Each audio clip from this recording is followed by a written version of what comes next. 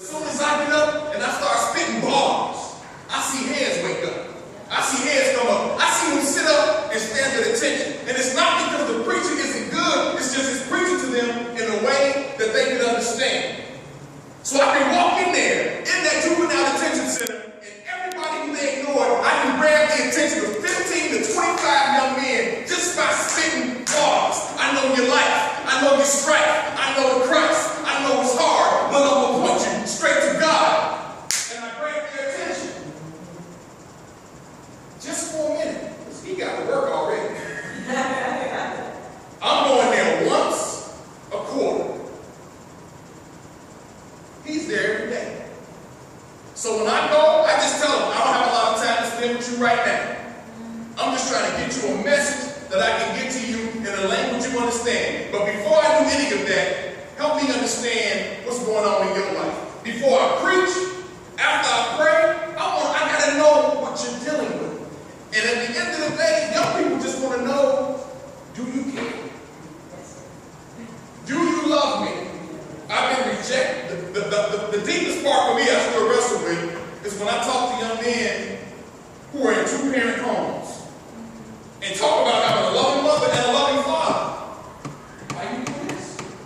It's the environment, man. That's what that influence part of that influence piece that I was telling you. It was an ideal situation, but that influence piece. He said, when I get to school, I either roll with this one or I roll with this one. There is no longer an in-between. It used to be neutrons back in the day. Neutron is evaporated. So he has to wrestle with two sides of a war. And the first one is in his mind. Because I know how my mother and daddy raised me, but these streets are teaching me a whole different language. I know the young men.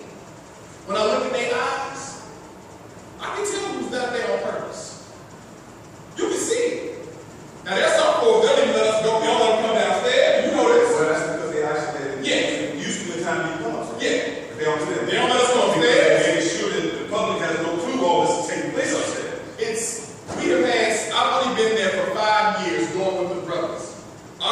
We used to have this much freedom, and I feel like every year it shrinks. You just validated my comment. It shrinks. I'm talking about this year, unless you had the fastest sexual harassment survey, unless you passed that and turned it in, you couldn't even get in the door. Why? Correct me if I'm incorrect. But based on what the guard told me, that the juvenile detention center in Illinois has the worst sexual assault history in the country. And that's what he told me. Almost valid. Not that. That's what one of the guards told me. But the restrictions are becoming so great. And why would you keep out foes? Why would you keep out foes who are not coming for monetary gain, who are not coming to be seen or heard, but who are coming to just pour the God that we know into the God that they can become to them? Why would you hold that out? Maybe it's the same reason a lot of them don't do education anymore.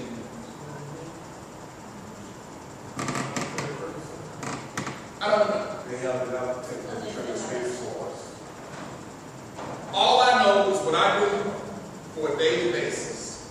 And all of us, at some point, align ourselves with someone.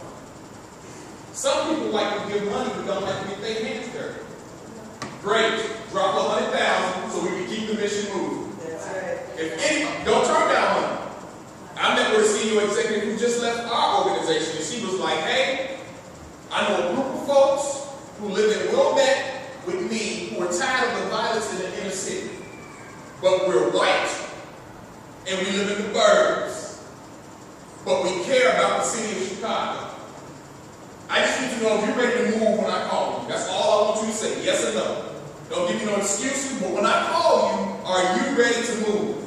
I can get the money, but you got to do the work. But even the fact that there's people out there of other colors who are white, who are concerned with the violence of our youth, and they're ready to put their money forward to do something, but it's got to be strategic and it can't be controversial. But there are people who want to help. The solution takes a lifetime. There is no no one solution. But if you're working, Chloe is working, you're putting the academic research behind it to prove it. You're standing your ground at home. You continue to preach the gospel in love. Chloe is still on the ground. As long as we as a people are putting our hands somewhere. I don't believe it's one solution. I believe it's a continual progression. But like you said, until darkness is revealed,